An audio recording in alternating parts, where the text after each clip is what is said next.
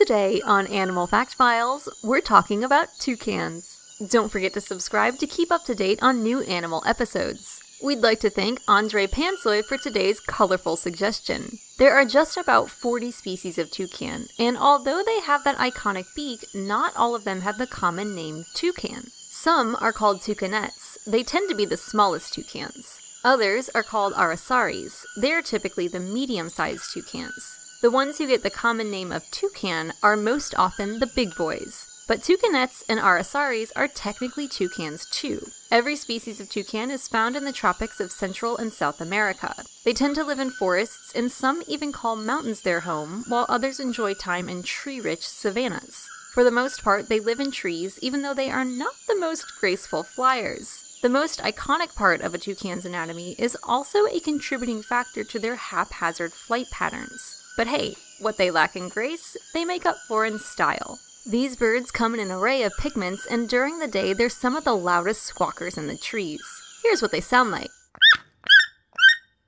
They've also been observed play fighting with one another by smacking their beaks together. Their beaks are a handy tool and have a number of uses. Toucans can use their beaks to skim their meals, which consists of fruit as well as animals. Their fruit-eating habit is great for their environments because it helps with the spread of natural seeds. Plus, the size of a toucan's bill may help with heat dispersal in much the same way as an elephant's ears do. Even though a toucan's bill can account for up to a third of its body length, it's lightweight and may even give toucans access to food they otherwise wouldn't be able to reach on less stable branches. Plus, those big bills may even help in scoring a mate. Toucans have been observed tossing bits of fruit back and forth in what could be a mating ritual. When they do win the affections of another bird, they will find a cavity in a tree and the female will lay anywhere from 1 to 5 white eggs. If they can, toucans will use the same tree over and over as a nest site. But, like the owls we've discussed in previous episodes, the determining factor of toucan populations in a single area doesn't necessarily rest on predators, but the number of available nesting sites.